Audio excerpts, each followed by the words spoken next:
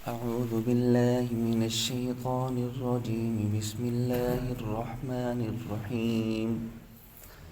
تولج الليل في النهار وتولج النهار في الليل وتخرج الحج من الميت وتخرج الميت من الحج وترزق من يشاء بغير حساب وترزق من تشاء بغير حساب.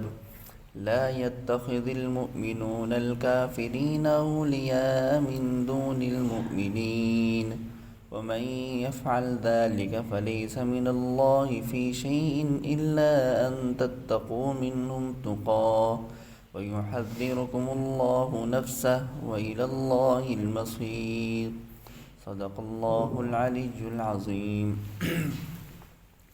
پچھلی آیات مبارکہ میں اللہ تبارک و تعالی نے یہ بیان فرمایا، ملک کا لینا، ملک کا دینا، کسی کو عزت دینا، کسی کو ذلت دینا، یہ میری ہی قدرت میں ہے، کسی کی قدرت میں نہیں ہے.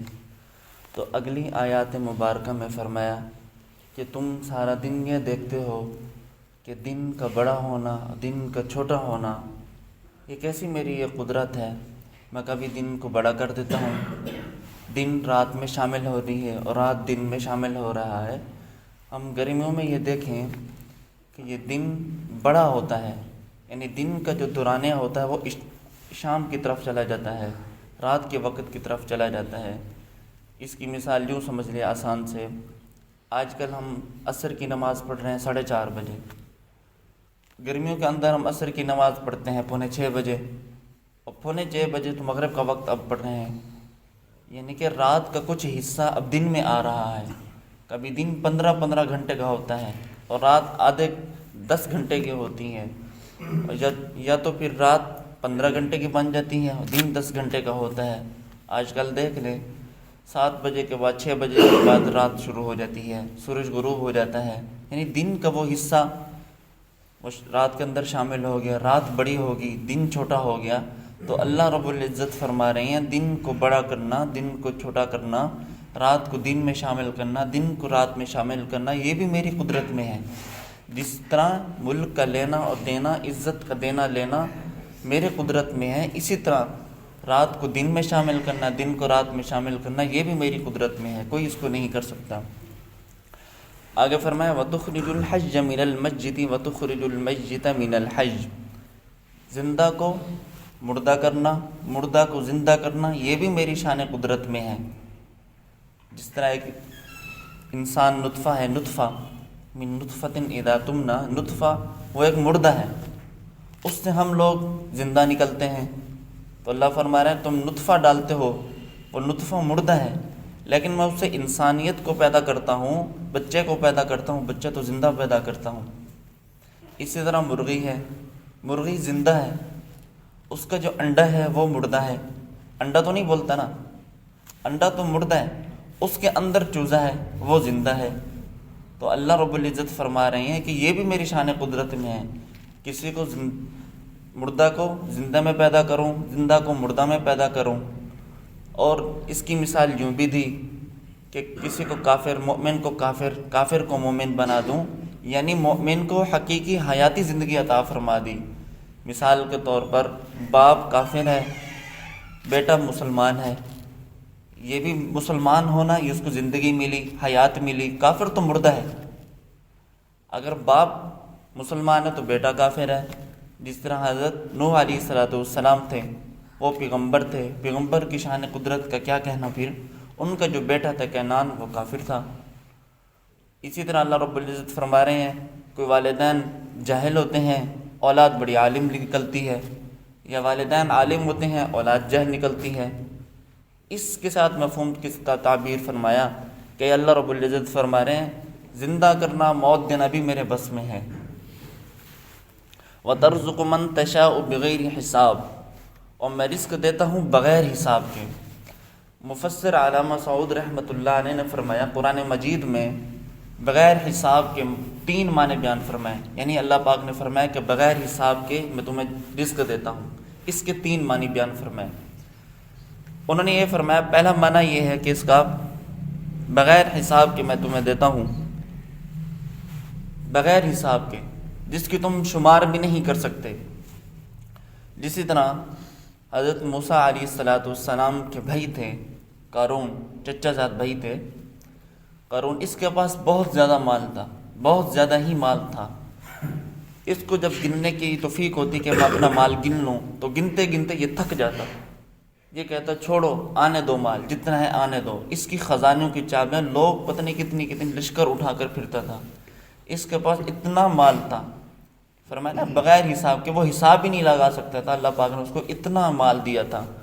دوسرا ہے جہاں پر وَتَرْزُقُ مَن تَشَاءُ بغیر حساب کا لفظ آتا ہے نا قرآن مجید میں، بغیر حساب کے 3 معنی بیان کیے ہیں۔ پہلا معنی یہ کہ بغیر، اللہ پاک نے اتنا مال دیا تو وہ بغیر حساب، اس کو شمار ہی نہیں کر سکتا، اس کی مثال قارون کی مثال دی۔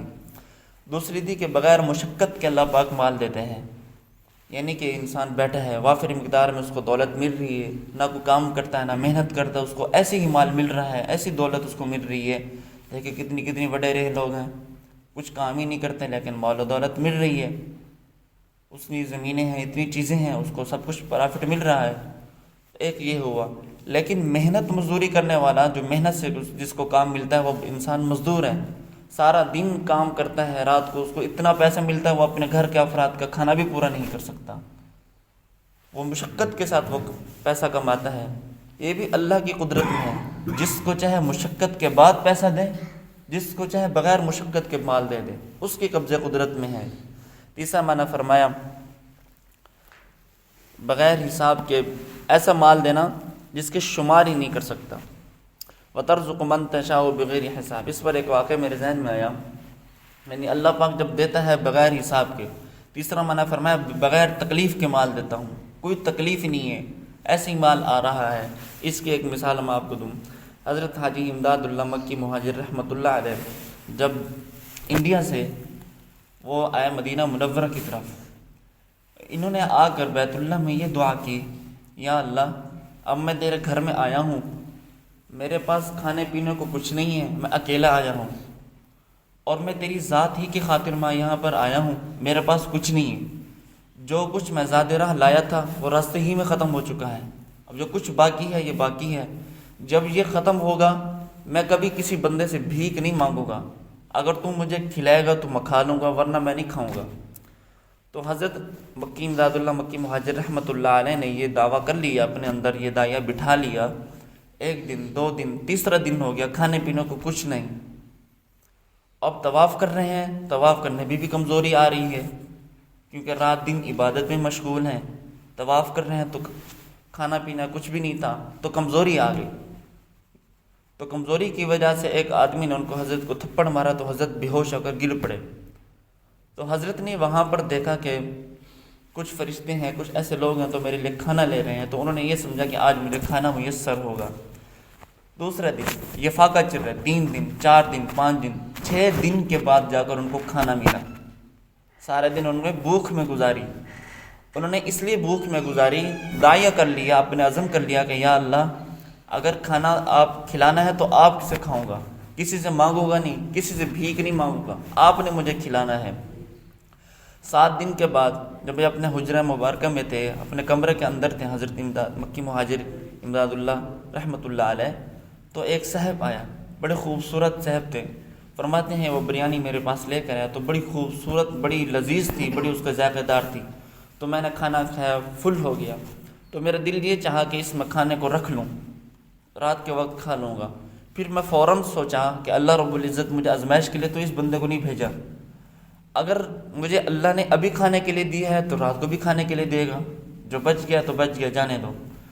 تو ان کو جو واپس کیا برتن، اس صاحب نے یہ کہا کہ اگر یہ برتن تم اپنے پاس رکھ لیتے ساری زندگی تم فقر و فاقہ میں گزارتے۔ فرماتے ہیں میں نے ان سے پوچھتا رہا تو کون ہے، کہاں سے، اس نے مجھے کچھ نہیں بتایا، وہ پھر غائب ہو گیا۔ کہتے ہیں اس دن کے بعد جب تک میں زندہ رہا اتنا مال اللہ نے دیا، اتنا مال مجھے دیا، میں گن نہیں سکتا، میں پریشان ہوتا تھا یہ مال کہاں سے آ رہا ہے۔ کہتے میں اس کو میں نکالتا، لوگوں کو صدقہ دیتا، تب بھی ختم نہ ہوتا۔ یہ کیا ہوا؟ بغیر تکلیف کے اللہ پاک نے مال دیا۔ مال کا آنا پہلے بھی بیان کیا، کوئی معیوب نہیں ہے۔ حضرت صحابہ کرام کو دیکھیں، اللہ پاک نے ان کو کتنا مال دیا۔ حضرت حمزہ بن العوام رضی اللہ تعالیٰ عنہ 10 مبشرہ میں سے ہیں، تو ان کے پاس بہت زیادہ مال تھا. جب یہ شہید ہوئے ان کے پاس زمینیں بھی تھیں، مکانات بھی تھے، 7 کروڑ ان کے پاس دینار بھی تھا. اللہ پاک فرماتے ہیں تم کماؤ، حلال طریقے سے کماؤ اور حلال طریقے سے کھاؤ، تم فضولیات خرچی نہ کرو، شیطان کے بھائی نہ بنو. صحابہ کرام کے پاس مال تھا، بہت زیادہ مال تھا، لیکن حلال طریقے سے کماتے تھے اور حلال طریقے سے ہی خرچ کرتے تھے. اللہ رب العزت ہمیں بھی اس پر عمل کرنے کی توفیق دے. آگے فرمایا لا يتخذ المؤمنون الکافرین اولیاء من دون المؤمنین، کہ تم کافرین کو، مؤمنین کو اللہ پاک فرما رہے ہیں کہ تم کافرین کو اپنا دوست نہ بناؤ. 6 پارے میں بنایا اللہ پاک نے فرمایا کہ اگر تم یہود و نصارہ کو اپنا دوست بناؤ گے تو تم مجھ سے شمار نہیں ہوگے، بلکہ ان یہود و نصارہ کے تم شمار ہوگے. ان کے ساتھ تمہاری دوستی ہے، تم ان میں سے تمہارا شمار ہوگا. یہاں سے منع فرما دیا، کافرین کے ساتھ تمہاری دوستی نہیں ہونی چاہیے. اور دوستی کے بھی 3 مطلب ہیں، ایک ہے موالات، ایک ہے مدارات، نمبر 3 مدارات، مساوات. یہ 3 چیزیں ہیں، موالات، مدارات، مواسات. موالات کہتے ہیں دلی دوستی کو، قلبی رجحان کو. جس طرح آج ہم کل اپنے بھائی کو دوستی لگا لیتے ہیں، سب کچھ ہم لینا دینا کوئی ہم وہ نہیں کرتے، ٹھیک ہے چل رہا ہے کام، دلی دوستی. تو اللہ پاک نے فرمایا کہ یہ دلی دوستی نہ لگاؤ، بالکل دلی دوستی ان کے ساتھ جائز نہیں ہے. باقی ان کے ساتھ کون سی دوستی جائز ہے؟ مدارات والی جائز ہے. مدارات کا مطلب ہے خوش اخلاقی والی. ہاں اگر وہ آ گئی ہم ان کے ساتھ خوش اخلاق ہو جائیں، ہو سکتا ہے وہ ہمارے ان اخلاق کو دیکھ کر وہ مومن بن جائے، ہم اس کے ساتھ اخلاق والا معاملہ پیدا کریں. اور یہاں پر علماء نے یہ لکھا کسی سے شر سے بچنے کے لیے بھی ان سے اخلاق بھی کرنے چاہیے. ہو سکتا ہے وہ کافر شریر ہو، شر پھیلانے والا ہو، ہم اس کے ساتھ اخلاق کے ساتھ پیش ہیں. اور ایسا بندہ جس سے ہمیں شر کی توقع ہو، اس کے ساتھ بھی ہم اخلاق کے ساتھ خندہ پیشانی سے پیش ہیں، تاکہ وہ یہ سمجھے کہ یہ لوگ سارے میری عزت کرتے ہیں. اپنا آپ بچاؤ کرنا اخلاق بھی ٹھیک ہے. کافروں کے ساتھ موالات تو نہیں کر سکتے، دلی دوستی نہیں لگا سکتے، اللہ پاک نے منع فرما دیا. مدارات کر سکتے ہیں، یعنی کہ خوش اخلاقی والا معاملہ کر سکتے ہیں. اور تیسرا ہے مواسات، یعنی ان کے ساتھ ہمدردی کرنا، یہ بھی کر سکتے ہیں.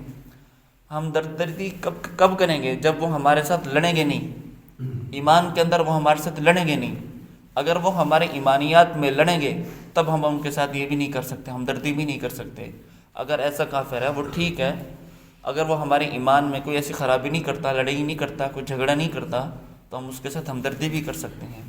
تو اللہ رب العزت نے فرمایا کہ کافروں کے ساتھ تم دوستی مت لگاؤ. حضرت عبادہ بن صامت رضی اللہ تعالیٰ عنہ جب آپ صلی اللہ علیہ وسلم غزوہ احزاب میں تشریف لے گئے تو حضرت عبادہ بن صامت رضی اللہ تعالیٰ عنہ یہ فرمایا کہ یا اللہ، اے اللہ کے رسول، میرے پاس 5000 لوگ ہیں یہودیوں میں سے، کیا میں ان کو لے آؤں؟ وہ بھی ان لوگوں کے مخالف لڑیں گے، ہمیں فتح ہوگی. تو ان کے بارے میں یہ آیات نازل ہوئی کہ آپ ان کو دوست مت بنائیں، مومن کے ساتھ دوستی لگائیں. تو یہودیوں کے ساتھ تم دوستی نہ لگاؤ. دعا ہے کہ اللہ رب العزت ہمیں اس پر عمل کرنے کی توفیق عطا فرمائے. وما علینا الا البلاغ المبین.